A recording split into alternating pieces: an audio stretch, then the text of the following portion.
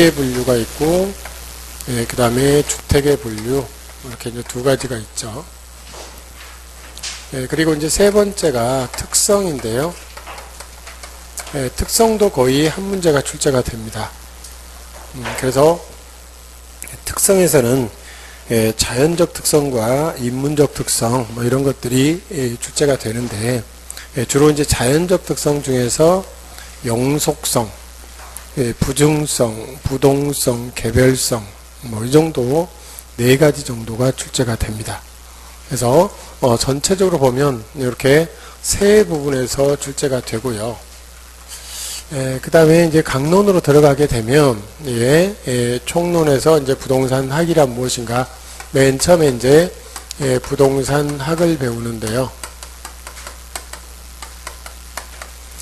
부동산 학이란 무엇이냐 그러면 이렇게 이제 쪼개지죠. 그래서 부동산을 연구하는 학문이다. 이렇게 이제 정리가 되는데요. 그때 이제 부동산이라는 것이 그냥 부동산의 어떤 자연현상이나 지질이나 이런 것을 보는 게 아니라 부동산과 인간과의 이런 서로 관계를 연구하는 학문이다라는 것이죠.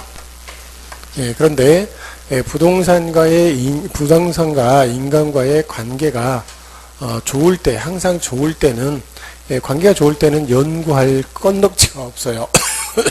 연구할 거리가 없는데, 그게 서로 관계가 나빠지거나 또는 조화롭지 못한 관계가 됐을 때, 그것을 개선시키기 위해서 여러 가지 문제가 뭐고, 그 문제를 해결하는 방법이 뭐고, 이런 것들을 찾는 거예요. 그래서 이제 이렇게 관계가, 인간과 부동산과의 관계가 나빠진 것을 뭐라 하냐면, 부동산 문제가 발생했다.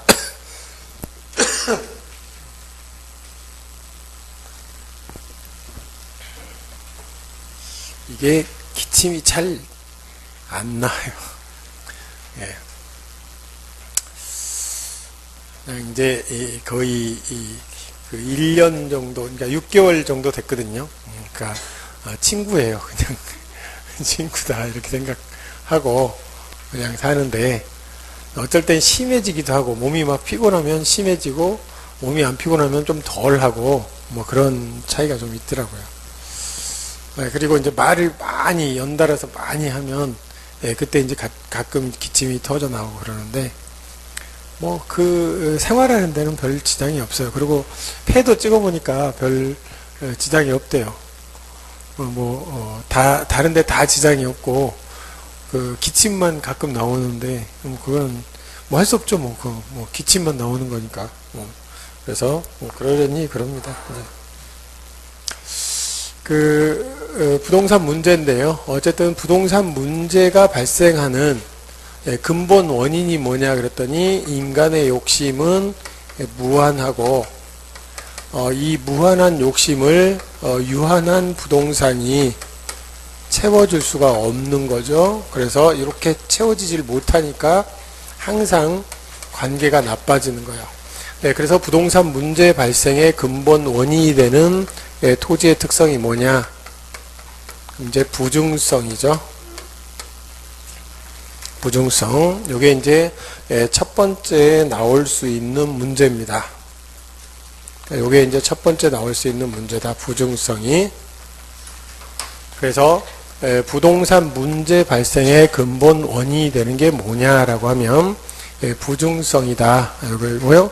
그다음 이제 부동산 문제를 해결하기 위해서 인간들은 노력을 하는데, 그것을 뭐라 그러냐? 부동산 활동이라 한다. 인간들의 노력이죠. 이런 부동산 활동은 사적인 활동이 있고 공적인 활동이 있다. 이렇게 얘기를 했습니다. 그래서 사적인 활동은 이제 민간인들이 하는 활동이고요. 공적인 활동은 정부나 지자체 뭐 이런 데서 하는 활동이 공적 활동이라고 할 수 있어요. 그래서 사적 활동은 오로지 효율성만을 추구합니다. 이념으로. 그러나 공적인 활동은 주어진 국토를 가지고 효율적으로 쓰는 것도 추구하지만, 아울러서 못 사는 사람들도 인간답게 골고루 잘 사는 것을 추구하기도 합니다. 그래서 효율성과 형통성 두 가지 다를 추구한다. 그러니까 사적인 활동은 효율성만을 추구하지만 공적인 활동은 효율성과 형통성 둘 다를 추구한다. 이게 이제 두 번째 문제입니다. 그러니까 지문으로 나오는 것들이 이런 것들, 그러니까 부동산 학이 나오면 항상 이런 것들이 나온다라는 것이에요. 뭐 다른 것들을 엉뚱하게 볼 필요도 없어요. 그래서 이런 것들은 어차피 법적인 테두리를 벗어나면 안 되니까 합법성의 테두리 내에서 행위가 이루어지게 되겠죠. 자, 이런 부동산 활동이 자꾸 반복이 되면 이제 겉으로 드러납니다. 그것을 부동산 현상이라고 얘기를 합니다. 그래서 문제를 해결하기 위한 활동들이 자꾸 반복이 되고 사회 현상 겉으로 드러나게 되면 그것을 부동산 현상이라 하고, 그런 부동산 현상을 들여다보면 과거에 없던 새로운 문제가 발생이 되고 또 그것을 해결하기 위해서 새로운 활동을 하고 이렇게 계속 고리를 지어서 반복됩니다. 그래서 이제 이런 모든 것들을 합쳐서 부동산 환경이라고도 얘기를 합니다. 그러니까 인간과 부동산을 둘러싸고 있는 모든 이런 활동과 현상과 문제를 합쳐서 부동산 환경이라 하고요. 이런 것들이 한 4가지 정도가 부동산학의 연구하는 대상이 될 수 있다. 이렇게 이제 보시면 되겠어요. 그래서 세 번째 나오는 지문은 이렇게 이제 연구 대상이 되겠어요. 그래서 연구 대상이 뭐냐? 그러면 책들에는 보통 활동과 현상만 나와 있는데, 그러나 문제도 부동산 학의 연구 대상이고요. 부동산 환경도 연구하는 대상이 되겠죠. 그래서 넓게 보면 이렇게 4가지고요. 보통 책들에는 이렇게 2가지가 나와 있습니다. 이번 순환 때는 5월 순환 때는 책이 어디에 있다를 얘기 안 해줄 거예요. 왜냐하면 이미 여러분들이 그 정도는 책을 찾아가면서 강의를 들을 정도 되니까 그냥 제가 강의를 쭉 하고 그냥 넘기겠습니다. 책은 어디 펴세요 이렇게 안 합니다. 5월 달에는. 그래서 이미 그것은 이제 1, 2월, 3, 4월 이렇게 여러 번 돌아왔기 때문에 이제 책은 여러분들이 넘겨가면서 보시고요. 제가 강의를 하는 부분은 중요한 부분이니까 그 부분은 책을 보세요. 그래서 지금 여기를 보는 게 아닙니다. 그 한눈에 보기 그거 보는 게 아니고 내용들을 찾아가면서 하셔야 돼요. 내용들 찾아가면서 지금 하는 것은 페이지 34페이지 부동산학의 학문적 성격하고 있습니다. 그래서 거기에서 이제 여러분들이 찾아가고요. 지금 연구 대상 및 뭐 이런 것들은 37페이지에 나와 있고요. 37페이지 뭐 접근 방법 이런 것들은 할 필요 없고요. 이념과 39페이지 이념과 뭐 이런 것들이 나와 있어요. 그러니까 중간중간 여러분들이 책을 이렇게 보시면서 해야 돼요. 37페이지 연구 대상이 나와 있죠. 연구 대상이 활동과 현상 이렇게 나와 있고요. 그렇게 쭉쭉 나와 있으니까 이것을 총론을 보시면 학문 부동산 학을 설명하고 있다 그러면 총론을 같이 보면서 한번 보시는 게 좋아요. 그리고 이미 이제 예습을 한 번씩 해가지고 오시는 것으로 저는 간주를 하겠습니다. 이게 이제 거의 이론으로는 마지막 정리거든요. 이론으로는. 그리고 이제 다음 7, 8월 달에는 이제 문제를 통해서 이렇게 하는 것이기 때문에 그래서 시간이 이제 이론을 정리하는 마지막 단계예요. 그러니까 뭐 몇 페이지 어디 보세요 이렇게 하기는 좀 그래요. 그래서 그냥 여러분들이 찾아가면서 강의를 듣고 그 다음에 한 번씩 미리 한 번씩 듣고 오세요. 그러니까 일요일 날 이 다음 주에 할 거를 미리 한번 듣고 오시면 이 공부하시는데 편합니다. 거기에서는 이제 몇 페이지 뭐 이런 것들이 얘기해 주고 있으니까. 그래서 한번 꼭 듣고 오세요. 그래서 연구 대상이 이런 거고요. 이런 부동산 활동을 어떻게 하면 능률적으로 할 것인가, 그리고 그것을 실무에다가 어떻게 응용할 것인가, 이런 것들을 찾아주는 그런 이 종합과학이고 응용과학이다. 이게 이제 부동산학의 성격입니다. 그래서 종합과학, 응용과학은 거기에 이제 학문적 성격의 35페이지에 나와 있습니다. 그래서 이렇게 보시고요. 종합과학, 응용과학, 사회과학, 규범과학 쭉 많이 나와 있는데요. 이런 것들보다는 여기서 이제 아닌 것들 두 가지만 생각하시라고 그랬죠. 순수과학이 아니고요. 자연과학, 물리과학 이런 게 아니다. 이런 말들이 나오면 무조건 X다라는 것이죠. 이게 이제 네 번째 나올 수 있는 지문이에요. 그러니까 부동산 학의 성격에서는 이 정도 보시면 됩니다. 그래서 문제 발생의 근본 원인, 또 문제를 해결하기 위해서 우리가 이제 토지에 대한 새로운 개념, 그 개념을 도입을 했습니다. 그래서 이게 토지 공개념이라는 것인데요. 부동산 문제나 토지 공개념 도입의 근본 원인이 되는 부동산의 특성이 뭐냐? 그럼 부중성. 이게 이제 첫 번째 문제예요. 그러니까 문제의 근본 원인이 되는 특성이 뭐냐? 그러면 무조건 부중성이고요. 그다음에 토지 공개념도 당연히 부중성이 되겠죠. 그다음에 사적 활동, 공적 활동이 추구하는 바, 그것들이 각각 어떤 것들이냐? 연구 대상이 어떤 것들이냐? 학문적 성격이 어떤 것들이냐? 여기까지가 이제 부동산 학에서 나올 수 있는 지문들, 대표적인 지문들이에요. 이렇게 보시고요. 그 다음 이제 두 번째가, 우리가 이제, 부동산 41페이지에, 부동산업의 분류가 나옵니다. 부동산업의 분류가 나오는데요.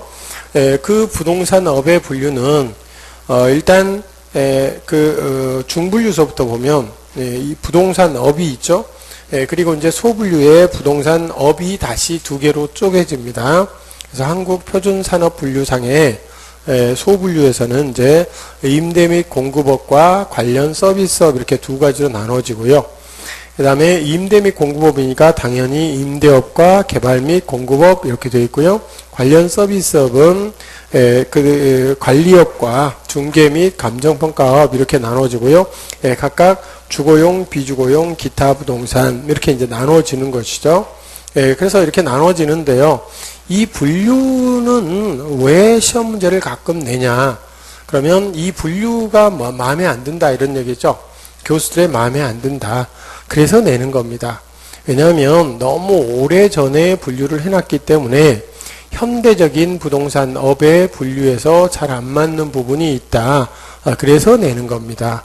그러면 이제 어떻게 뭐가 안 맞는데 그랬더니 여기서 현대적인 부동산업은 투자업이나 금융업이나 컨설팅업 이런 것들이 상당히 활성화되어 있음에도 불구하고 그게 업으로 분류가 안 되어 있다라는 것이에요. 그래서 시험 문제 내면 이 다음 중 부동산업의 분류에서 잘못된 것은 이렇게 나오면 거기에 투자라는 말이나 금융이라는 말이나 컨설팅이라는 말이 들어가면 무조건 그것은 분류에 없는 겁니다. 그래서 항상 그렇게 보시고요. 이 문제가 나오면 무조건 그렇게 이제 보시면 됩니다. 그 옆에 이 기출의 24회를 보시면 거기도 쭉 보니까 투자 및 금융업 이렇게 나와 있죠. 투자 및 금융업은 없는 겁니다. 투자 및 금융. 다른 것들은 뭐 볼 필요 없어요. 그냥 임대 공급업, 뭐 주거용, 주거용 임대업, 비주거용 임대업 이렇게 쭉 나오는데 그런 것들은 볼 필요 없어요. 그것까지 다 외울 필요가 없으니까. 그래서 투자, 금융, 컨설팅 이런 게 있으면 무조건 X다. 그것만 이제 기억을 해 두시면 되겠어요. 나머지들은 뭐 그냥 넘어갑니다. 자, 그렇게 하고요. 이제 부동산의 개념과 분류를 보겠습니다. 자, 두 번째는 이제 부동산이란 무엇인가라는 것이죠. 부동산의 개념이니까 부동산 학이 뭔가를 봤으니까 이번에는 부동산이란 무엇인가를 봅니다. 부동산이란 무엇인가를 볼 때는 항상 이게 복합 개념으로 보라 그랬죠. 복합 개념. 복합이라는 말은 종합입니다. 종합. 그래서 복합 개념의 부동산 개념을 보아라 라는 얘기죠. 그래서 복합 개념은요 이렇게 법적 개념, 법적 개념이 있고 경제적 개념, 그 다음에 기술적 개념, 이렇게 이제 세 가지 개념으로 나눠진다라는 것이죠. 그래서 법경기 세 가지 개념이고요. 다음에 법적인 개념은 이제 권리라는 측면에서 부동산을 바라보는 개념입니다. 그러니까 부동산이란 무엇인가 이렇게 할 때 법적으로 바라보는 개념이 되겠고요. 그 다음에 요거는 경제적으로 바라보면 가치 덩어리를 생각을 하는 것이고요. 기술적인 개념에서는 실체 덩어리죠. 그래서 이렇게 이제 세 가지 개념에서 부동산 개념을 보는 것이다 라고 이제 정리를 하시면 되겠고요. 이때 이제 법적으로는 부동산이란 무엇이냐라고 할 때 이거 이제 법적으로는 두 가지로 다시 나눠집니다. 그러니까 민법상에 조문으로 딱 규정이 돼 있는 그런 개념이 뭐고, 그 다음에 민법상의 조문은 아니지만 우리가 부동산 활동을 할 때 중개나 이런 걸 할 때 그 범위를 좀 넓혀 가지고 민법상에 있는 부동산만 거래 중개를 하는 게 아니라 그 외의 것들도 좀 같이 섞어서 하기 때문에 그래서 좁은 의미와 넓은 의미 이렇게 이제 두 가지 의미로 법적 개념을 이제 나누고 있어요. 그래서 요 법적 개념은요, 민법상의 부동산, 민법 99조 1항에 부동산이란 이러이러한 거야 라고 정의를 하고 있습니다. 그때 부동산이란 뭐냐 그러면 만국 공통어가 부동산이란 토지야 라는 거죠. 부동산은 뭐냐 그랬을 때 랜드, 토지라고 얘기를 합니다. 그래서 토지다 이렇게 얘기를 하는 것이죠. 이건 이제 만국 공통어예요. 근데 이제 한국하고 일본만 이 토지에다가 한 가지 더 덧붙이는 거죠. 한 가지 더 덧붙이는 거예요. 그게 뭐냐면 토지 위에 붙어 있는 정착물까지도 얘기를 하고 있는 거예요.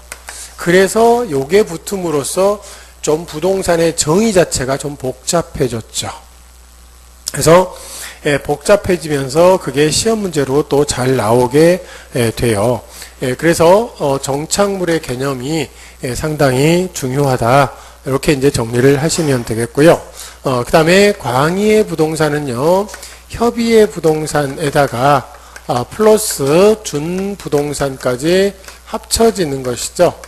준부동산이라는 거, 이런 것들은 부동산이 준자가 붙으면요, 뒤에 것이 아닌데 뒤에 것처럼 취급해 주는 것, 이렇게 얘기를 하라 그랬어요. 그래서 준부동산은 부동산이 아닌데 부동산처럼 취급해 준다. 즉 부동산이 아닌데 부동산처럼 등기나 등록이라는 공시수단을 갖춰. 그러니까 자동차 등록, 선박 등기 뭐 이런 것들을 등기나 등록을 함으로써 자동차를 담보로 돈을 빌릴 수 있어요. 원래 동산을 담보로 돈을 빌리지 못하거든요. 그러나 자동차나 선박, 항공기를 담보로 돈을 빌렸음에도 불구하고 내가 그대로 이용을 할 수 있는 것이죠. 여러분들이 자동차 뭐 잔금을 대출을 받았다. 캐피탈에서. 그럼 여러분들이 자동차를 운행할 수 있는 거죠. 여러분들이 아파트 담보로 돈을 빌렸다. 또 여러분들이 살 수 있는 것처럼 똑같이 그렇게 동산인데 부동산처럼 취급해 주는 거예요. 즉 담보대출이 가능하게 해주는 제도가 바로 준부동산 제도입니다. 그래서 준부동산은 원래 동산인데 부동산처럼 등기나 등록이라는 공시수단, 외양을 갖춤으로써 이 부동산처럼 담보대출이 가능하게 해주는 제도가 바로 준부동산 제도예요. 그러니까 준부동산은 그런 것들이죠. 그리고 요거 이제 두 가지가 협의광이고요. 이게 두 가지는 모두 법적인 개념에서 나누는 것이죠. 법적인 개념에서. 그리고 이제 경제적 개념은 부동산 자체를 가치 덩어리로서 보는 거죠. 그러니까 부동산이라는 것은 하나의 가치를 가지고 있는 것이다. 그래서 그 자체가 재산 또는 자산의 의미가 있습니다.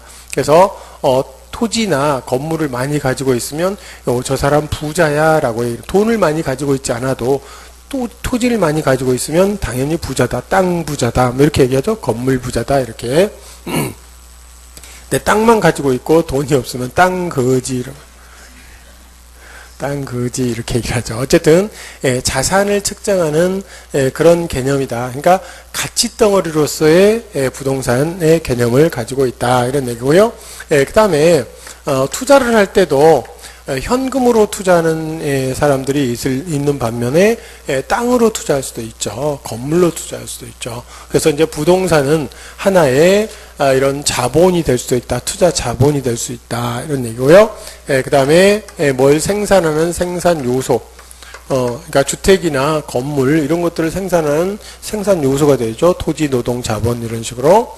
그리고 농작물을 생산하는 그런 거. 그 다음에 사고 팔 수도 있어요. 상품이라고. 상품은 사고 팔죠. 그 다음에 소비할 수도 있다. 토지를 소비할 수도 있는 것이죠. 그래서 소비재로서의 토지도 있을 수 있는 겁니다. 그렇게 하고요. 기술적 개념이다 라고 하면 요거는 실체를 가지고 있는 실체 덩어리로서의 부동산 개념이죠. 이런 것들은 이제 위치, 또는 공간, 또는 환경, 자연, 지역, 뭐 이런 것들을 이 기술적 개념의 부동산 개념이라고 얘기를 합니다. 그래서 이제 이 복합 개념의 부동산은 부동산 개념을 종합적인 측면에서 바라보는 것이다. 그러니까 어느 한 측면에서만 보는 게 아니라 이런 이제 유형적 측면이나 무형적 측면을 합쳐서 모두 종합적으로 바라봐야 제대로 된 부동산을 볼 수 있다라는 개념이 복합 개념의 부동산이에요. 그러니까 모든 부동산들은 종합 개념, 복합 개념으로 파악을 해야 된다. 토지도 마찬가지고 건물도 마찬가지고. 그러니까 토지는 법적으로 권리가 있는 것이고요. 그 다음에 그 경제적으로 토지가 자산이나 재산이나 생산 요소가 될 수 있는 것이고, 토지는 또 위치나 공간을 가지고 있죠. 건물도 마찬가지예요. 건물도 세 가지 측면에서 모두 바라볼 수 있다라는 것이죠. 이렇게 되고요.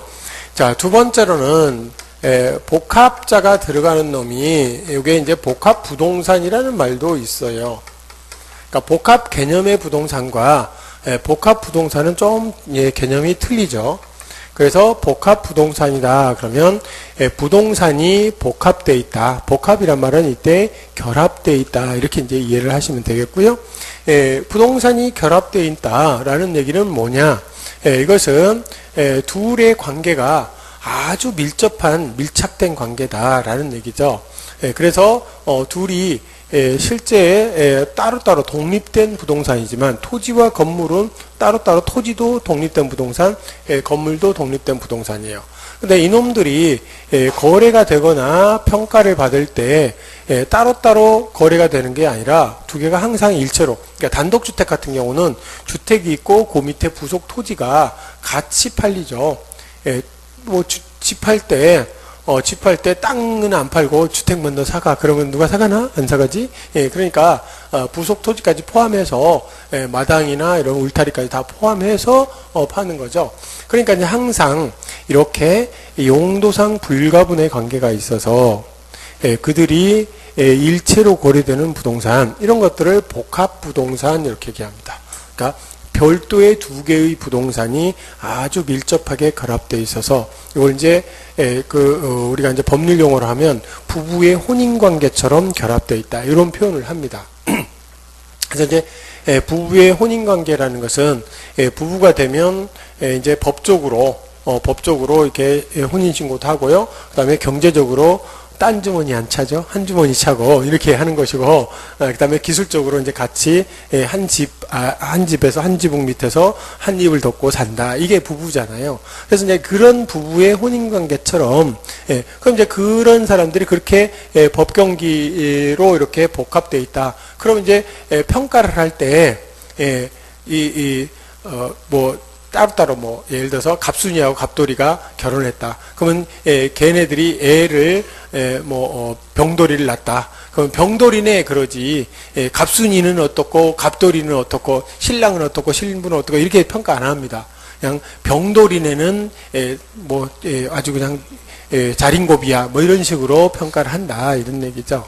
그래서 우리가 이렇게 복합 부동산은 별도의 개체, 독립된 개체들이, 독립된 부동산들이 아주 밀접하게 결합을 해서 싸잡아서 평가를 받는 이런 것들이죠. 그래서 이제 평가를 할 때도 복합 부동산은 일괄 평가를 하게 됩니다.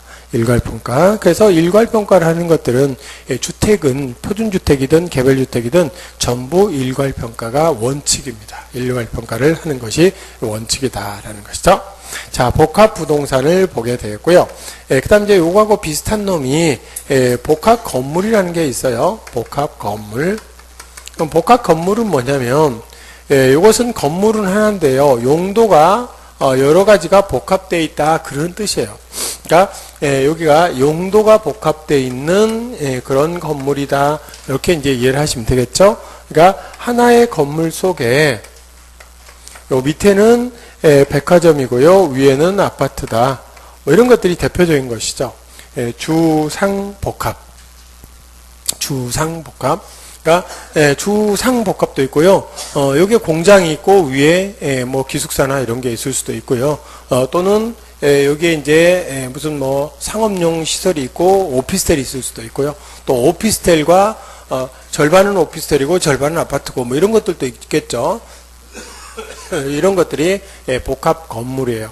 그러니까 복합 건물은 하나인데 용도가 둘 이상 복합되어 있는 이런 경우를 주상복합 건물이라고 얘기를 하는 거죠. 우리는 이제 흔히 그냥 주상복합 이렇게만 얘기를 하는 것이죠. 자, 그러면 여기서 정착물의 개념, 이게 이제 정착물의 개념이 두 가지로 정리를 할 수가 있습니다. 정착물이 토지에 부착되어 있는 것과 토지 말고 건물에 부착되어 있는 거, 이렇게 두 가지 큰 정착물로 이제 시험 문제 나오는 것들이 그런 것들이 나올 수 있어요. 자, 그러면 정착물이 이 토지에 부착되어 있다. 그럼 이제 토지에 이렇게 부착이 돼서 쉽게 이동할 수 없게 돼버린 물건들, 이런 것들을 정착물이다 이렇게 보통은 얘기를 합니다.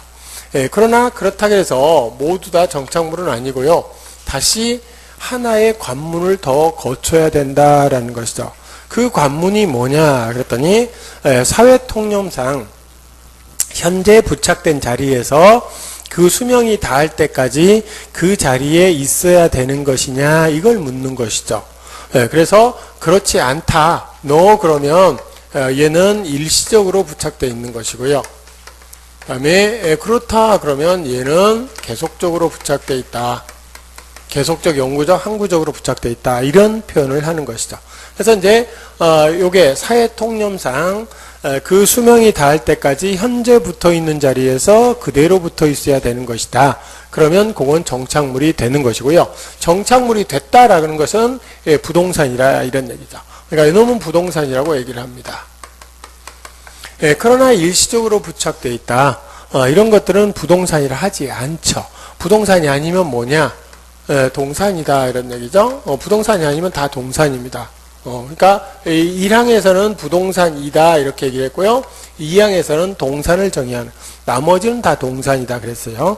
그래서 이렇게 부동산과 동산 이렇게 두 가지로 크게 나눠진다라는 것이죠. 자, 이때 부동산이라 하더라도 다시 두 개로 쪼개집니다. 부동산이다 하더라도 두 개로 쪼개진다. 그것이 독립적인 부동산이냐, 그러니까 토지와 별도로 취급되는 독립적인 부동산이냐, 아니면 토지의 일부가 되는 종속적인 부동산이냐, 이렇게 이제 두 가지로 나누어진다라는 것이죠.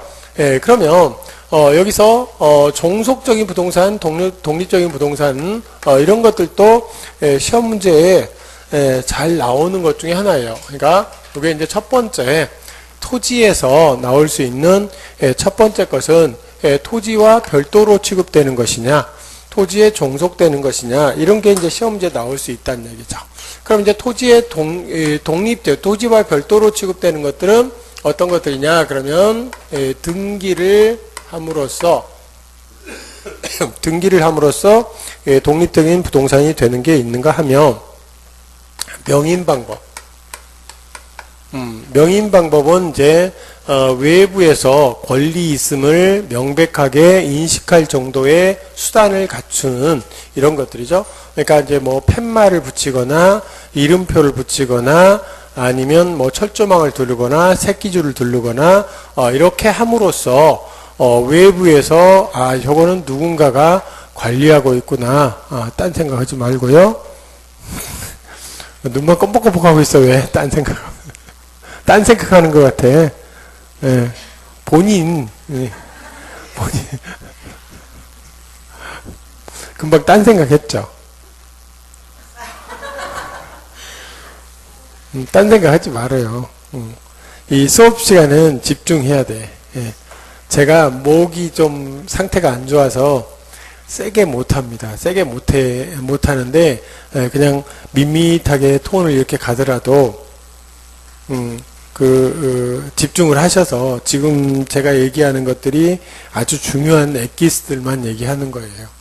그래서 그것들을 하나하나 딱 집으시면 상당히 도움이 되실 겁니다. 그래서 등기나 명인, 또 세 번째는 판례가 인정하는 것이 있죠. 그래서 등기를 할 수 있는 것은 건물이나 임목, 그러니까 건물이나 임목은 토지에 부착되어 있는데 이동이 안 되는 그런 것이죠. 그리고 건물은 그 상태로 수명이 다할 때까지 그 상태로 있어야 돼요. 그러니까 그런 것들은 건물은 등기를 함으로써 토지와 별도로 독립적인 부동산이 되는 것이고요. 그 다음에 임목도 마찬가지죠. 산림에 산지에 임목이 이렇게 심어져 있다. 그때 임목만 따로 등기를 하게 되면 그때 산지와 별도로 땅과 별도로 이것은 그 임목만 따로 담보대출이 가능한 이런 것들이죠. 그 다음 이제 명인 방법은 수목의 집단, 그러니까 나무들이 이렇게 있다 그러면 싹 여기서부터 여기까지는 새끼줄을 딱 쳐놔. 그래가지고 이건 내 거야. 이렇게 하면 그것만 따로 거래의 객체가 됩니다. 그러니까 토지를 팔지 않아도 그 나무만 따로 팔 수 있다. 그런 얘기죠. 그 다음에 이제 그 나무에, 과수원 나무에 붙어 있는 과일들, 이제 미분리 과실이라고 얘기를 하는데, 그놈들도 당연히 그 과일만 따로 파는 거죠. 이런 것들은 되게 입도선매라고 얘기를 하죠. 그러니까 입도가 쌀 이런 거, 쌀 도자니까요.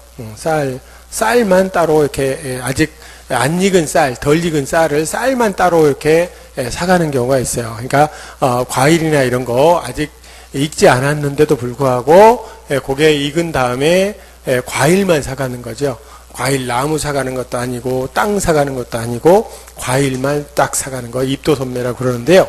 이런 것들이 명인을 하게 되면 그게 가능하다 이런 얘기죠.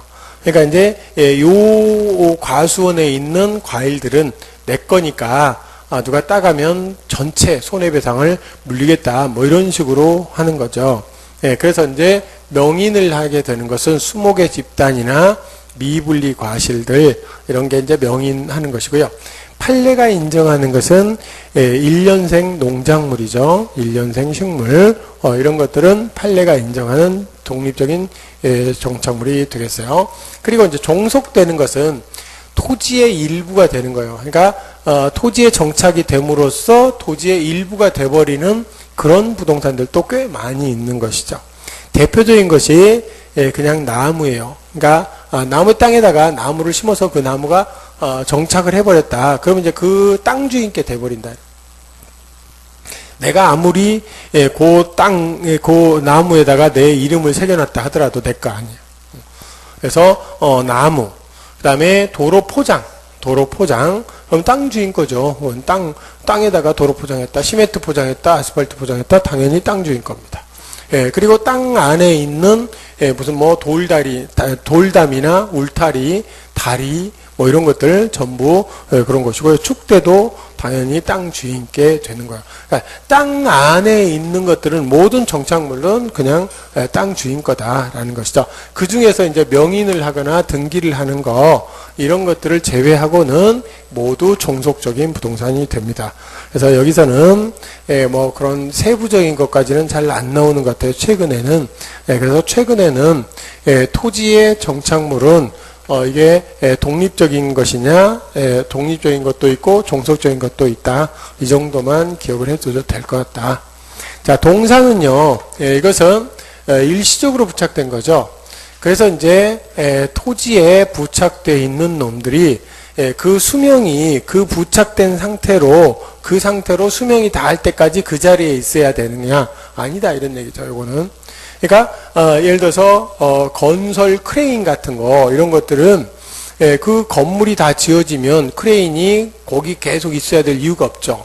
그래서 이제 이런 것들은 토지에 부착돼서 쉽게 이동할 수 없게 돼버린 것이지만 그 상태로 그 자리에 있어야 되는 것은 아니다. 그래서 동산이 됩니다. 이런 것들은.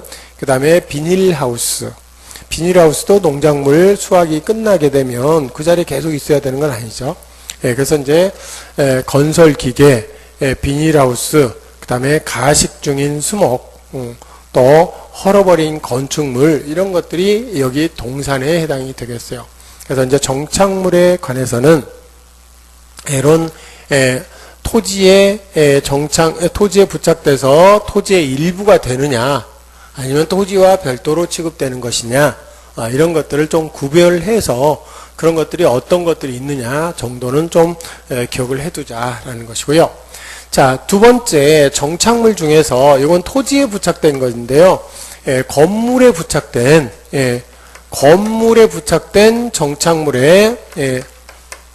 정착물의 판단 기준이 있죠. 정착물 판단 기준. 이놈들도 시험에 가끔 나오죠. 어차피 부동산 개념, 그러면 학의 개념이나 업의 분류, 그 다음에 부동산의 개념, 이런 것들이 문제로 한 문제 정도 나옵니다. 싹 여기까지 해서. 한 문제 정도예요. 지금 요번 시간에 하는 게 한 문제 나올 정도예요. 그러나 나올 수도 있고 또 안 나올 수도 있어요. 왜냐하면 두 문제를 내면 분류 하나, 특성 하나 냅니다. 그러니까 얘는 이렇게 많은 것을 사실은 배우긴 배우지만 안 나올 수도 있다. 그러나 그 세 문제가 나오면 이거 나오겠죠. 세 문제가 나오면 나온다. 그래서 나올 수도 있고 안 나올 수도 있고 그렇고요. 그 다음에 이놈에서 나올 수도 있고 이놈에서 나올 수도 있고 그래요. 그러니까 안 나올 가능성이 좀 있긴 있지만 그래도 나온다 그러면 이놈이나 둘 개 반반 정도, 이게 한 40% 정도, 이게 한 60% 정도, 이 정도 보시면 됩니다. 그래서 이렇게 하고요. 정착물의 판단 기준은 네 가지가 있습니다. 그래서 첫 번째 탈부착 방법이라고 얘기를 하죠. 탈부착 방법.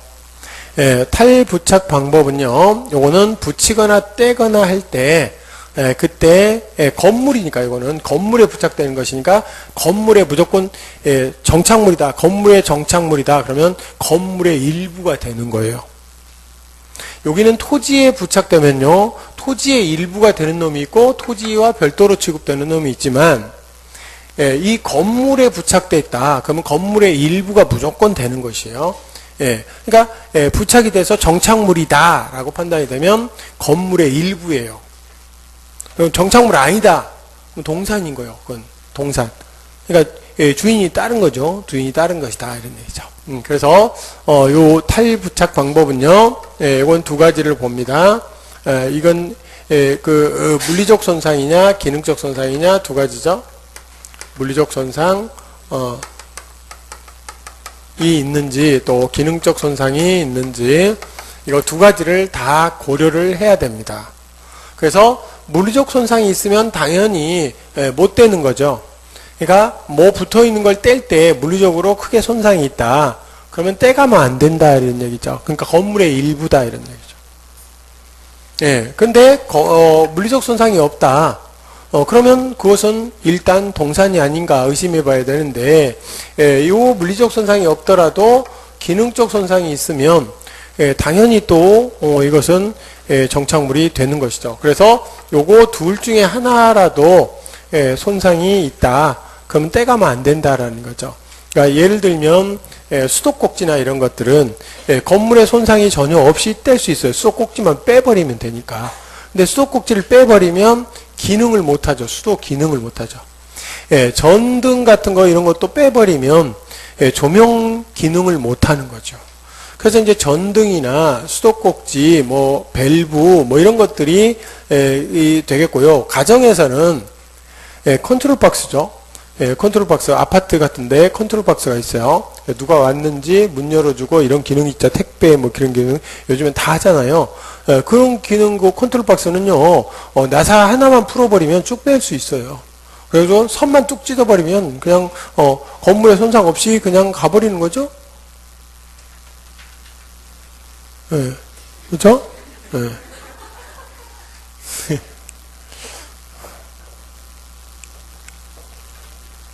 잠시 딴 생각하셨어요?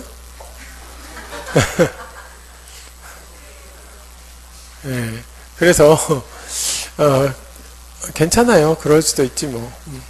사람이 머리가 이게 한쪽만 집중해서 이렇게 하는 게 20분 정도래요. 그러니까 50분을 하면은 약간 한 20분 정도는 집중하는데 한 10분은 딴 생각해야 돼요. 그리고 이제 또 20분 하잖아요. 그럼 이제 또 쉬어줘야 돼요. 그래서 50분에 딱 쉬는 거예요. 그러니까 중간에 한 10분은 딴 생각하는 거예요. 근데 이제 딴 생각 못하게 제가 이제 가끔 그 농담도 하고 이렇게 그 괜히 엄한 사람 그 딴 생각 안 했는데도 제가 한 번씩 쳐다보고 레이저 한 번씩 쏘고 그렇게 하는 거예요. 괜찮아요. 그 딴 생각 안 했어도 제가 그냥 대표로 한번 남들을 위해서 희생한다 이렇게 생각하시면 되겠죠. 자, 물리적 손상과 기능적 손상 두 가지가 있는데요. 이 두 가지 중에 하나라도 있으면 그것은 정착물이다라는 것이죠. 둘 다 없이 뗄 때, 둘 다 없이 뗄 수 있다. 그러면 이때는 이제 동산이 되는 거예요. 요것만. 그러니까 건물을 팔고 나갈 때 떼가지고 갈 수 있는 것이 있고, 요거는 떼가지고 갈 수 있죠. 동산은 내가 떼가지고 갈 수 있는 거예요. 그러나 정착물로 판단이 되는 것은 건물의 일부니까 건물을 팔면서 같이 팔아야 돼요. 그거는 무조건 포함이 되는 것이죠. 그리고 두 번째로는 이제 물건의 성격이죠. 물건의 성격이 어떤 것이냐. 그러면 물건의 성격이 주문 제작해서 딱 규격에 맞게 이 설치를 한 것이다. 그럼 정착물이죠. 그거는 당연히 정착물이에요. 그리고 이제 두 번째로는 주물과 종물의 관계입니다. 그래서 주물이 정착물이면 종물도 당연히 따라서 정착물이 되는 거예요. 그러니까 여러분들이 이제 제가 가끔 얘기를 하지만 카드키 같은 거 있잖아요. 요즘에는 거의 카드키가 있어요. 카드키. 또 옛날에 열쇠들이 있었지만 열쇠도 마찬가지예요. 열쇠도 마찬가지고요. 이런 열쇠나 카드키 이런 것들이 동산이다 이렇게 생각하면 큰 오산이에요. 왜냐하면 그거 붙어있는 자물통 자체가 건물의 일부인 거예요. 건물의 일부기 때문에 그놈들이 자물통이 여러분들이 이사 갈 때 자물통 떼가지고 가나? 현관 자물통도 떼가지고 가나? 저기 1층에 그 현관 자물통도 내가 12층짜리다 그러면 12분의 1 떼가지고 가나? 안 못 떼가지고 가는 거야. 그거는 건물의 일부기 때문에 절대 그건 떼가지고 갈 수 없어요. 그러니까 이런 것들은 정착물이라고 얘기를 해요. 그러니까 떼가지고 갈 수 없다는 얘기죠. 그러니까 거기에 맞는 카드키나 또는 이런 것들은 다 정착물이다라는 것이죠. 그래서 카드키나 키, 집키 이런 것들은 전부 보조키 이런 것들을 전부 정착물입니다. 그래서 주물이 정착물이면 종물도 정착물이다. 이런 것들을 잘 정리를 해 두시고요. 그 다음에 이제 세 번째가 세 번째가 이 설치자의 의도죠. 설치자의 의도 또는 설치 의도라고 얘기를 합니다. 설치 의도가 어떤 목적으로 설치를 했느냐 뭐 그런 얘기겠죠. 예, 그래서 설치 의도가 두 가지로 볼 수 있어요. 하나는 생활의 편의를 위한 것이다. 생활의 편의를 위한 것이다. 그러면 요거는 동산이에요. 그러니까 내가 더워서 에어컨을 설치를 했어요. 집에다가. 그러면 그것은 동산이기 때문에 내가 집을 팔고 나갈 때 떼가지고 갈 수가 있어요. 그리고요, 원래 가치를 증진시키기 위해서 설치한 것이다. 이러면 이제 정착물이죠. 정착물인데요. 자, 가치를 증진시키기 위한 것이다. 그러면 요즘에 거의 가스레인지 이런 것들 다 달아서 나오죠.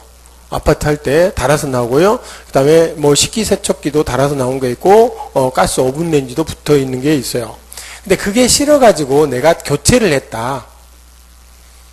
생활의 편의를 위해서 교체를 했어요. 그러면 그거를 떼가지고 갈 수 있느냐? 떼가지고 갈 수 있어요. 근데 원상 회복해 줘야 돼요. 안 그러려면 그냥 놔두고 가야 돼요. 뭔가가 있어야 될 거 아니야. 그래서 그럴 때 이제 잘 알아보고 해야 돼. 옛날 거 놔두고 나중에 붙여줄 수 있으면 하고, 안 그러면 그냥 그렇게 쓰면 돼요. 쓰다가 놔두고 가면 돼요. 예, 옛날엔 장도 옷장 같은 것도 다 가지고 이사 다녔어요. 아파트도. 아파트 이사 다닐 때 옷장 막 날르고 그랬잖아. 연식이 된 사람들은, 어느 정도 된 사람들은 다 알아, 그거. 예, 근데, 연식이 안 된 사람들은, 그리고 옷장을 어떻게 들고 다녀? 이렇게 하겠지만, 예, 옷장 많이 들고 다녀요. 많이 들고 이사 다녔어요. 근데 지금은 옷장 거의 없죠. 자개장 같은 거, 이렇게 살지는 않잖아요. 옛날에 다 자개장 하나, 결혼하면, 그 품목 1번이 자개장이었어, 자개장. 그렇잖아? 뭐, 흐뭇하게 고개를 까딱까딱 하시는데, 그런, 추억이 있는 거죠? 자개장 다 하고 그랬어요. 무조건 결혼할 때는, 그게, 혼수 이 품목 1번이죠. 자개장 뭐 이런 거, 이불 뭐 이런 거. 그러나 요즘에는 자개장 이런 거 안 한다. 붙박이장 다 있으니까. 붙박이장 다 있고, 그렇기 때문에 굳이 그런 거 필요 없다라는 것이죠. 근데 앞으로 점점 더 그럴 거예요. 몸만 들어가서 살 수 있도록 그렇게 하는, 그러니까 책상이나 뭐, 의자, 소파 이런 것들이 다 구비된 그런 쪽으로 갈 거예요. 귀찮잖아요. 이사 가는 것도. 안 그래도 뭐, 옛날에 이사 한번 하려고 했더니 책만 그냥 엄청 많이 나오더라고, 책이. 예. 저는 또 안 버리는 성격이라 책을 한번 사면 잘 안 버려요. 그냥 막 책이 막 엄청, 부동산 책만 해도 막 매년 여러분들 가지는 책들 전부 있고요. 저는 출판사가 또 여러 군데 다니니까 출판사별로 막 서너 개씩 이렇게 쌓이거든요. 그러면 기본서 있지, 또 요약본 있지, 뭐 있지, 문제집 있지, 뭐 기출문제집 있지, 다 틀리거든요. 그러니까 한 해만 지나면 이만큼씩 쌓이는 거야. 그냥 20년 동안 그게 쌓였다 생각해봐. 그래서 돌아버리죠. 그것도 한 권씩 오는 것도 있고, 두 권씩 오는 것도, 저자한테는 두 권씩 막 보내주거든요. 그러면 엄청 많이 쌓여요. 그러니까 막, 자꾸 버리는데에도 그게 계속 쌓이더라고요. 그 책만 보냐, 또, 다른 책도 봐야 되잖아. 소설책도 보고, 뭐, 다른 책도 봐야 되니까, 그런 책들은 또 못 버리잖아요. 내가 본 책들은 이제 수험서가 아니고, 그런 책들은 또 못 버려요. 그러다 보니까 이제 책이 몇십 년간 쌓이다 보니까 엄청 막 쌓이고 그래요.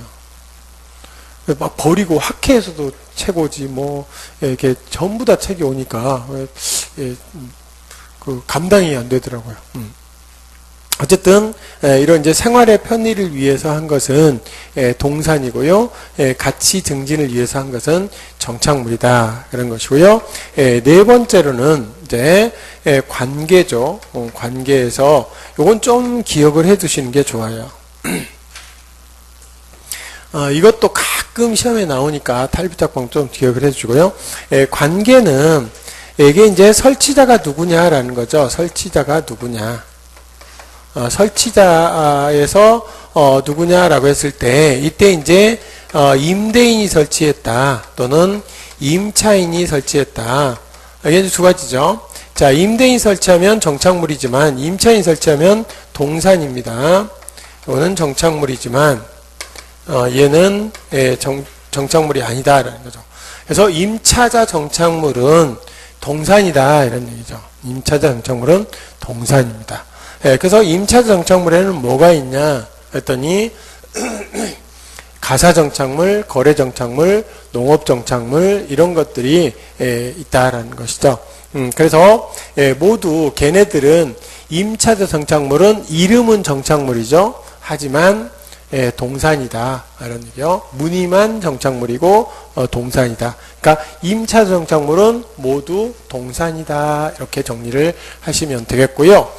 이게 이제 합의를 했다라는 소리는 돈을 주고 임대인이 돈을 주고 그거 그냥 놔두고 가 이렇게 했다는 얘기예요. 그러면 그때는 이제 정착물이 되는 거예요. 결국 임대인이 설치한 게 되잖아요. 임대인이 돈을 냈으니까. 합의를 한 경우에는 임차 정착물이 임대인이 설치한 정착물이 될 수도 있다라는 것이죠. 자, 그리고 이제 두 번째로 매도할 때 이때 이제 매수인과 매도인 이런 관계다. 그러면 일단 어떤 게 정착물인지 잘 모르겠다라는 거죠. 건물에 부착되어 있는 뭐가 이런 것들이 정착물인지 아닌지 좀 애매하다라고 할 때는 그냥 매수인 것으로 본다라는 소리는 정착물로 간주한다 이런 얘기죠. 그런데 정착물로 간주하는 것은 그냥 학문적인 얘기고요. 실무에서는 이렇게 안 되죠. 실무에서 이렇게 안 되니까 어떻게 해야 돼요? 반드시 이 확인서 이런 거 뭐 중개대상물 확인 설명서 이런 거에 기록으로 남기고요. 반드시 매도인과 매수인의 사인을 자필 서명을 받아둬야 돼요. 그래야 중개하는 사람의 책임이 면하지, 그렇지 않으면 중개하는 사람의 책임이 80%까지는 됩니다. 뭔 문제가 생겼을 때 무조건 책임을 지게 되는 그런 일이 생겨요. 그러니까 한 50만 원 중개 받아먹고요. 한 500만 원 물어줄 수도 있어요. 잘해야 돼. 이거 글 하나 써가지고 사인 받는 거 이게 되게 중요한 거예요. 그래서 항상 뭐든지 매도인 매수인 사인을 설명해주고 매도인 매수인 사인을 반드시 받아두셔야 됩니다. 이런 것들은. 그래서 여기까지 해서 이제 문제가 쭉 봤습니다. 문제 나오는 것과 그 다음에 이런 것들도 이제 가끔 복합 부동산이나 복합 개념의 부동산, 복합 건물 이런 것들도 지문으로 뚝 던지고 합니다. 그래서 그렇게 이제 정리를 하시면 되겠고요. 우리 페이지로 61페이지까지 했습니다. 자, 그 다음에 이제 62페이지인데요. 이거는 조금 쉬었다가 분류 쪽부터 쉬었다가 합니다.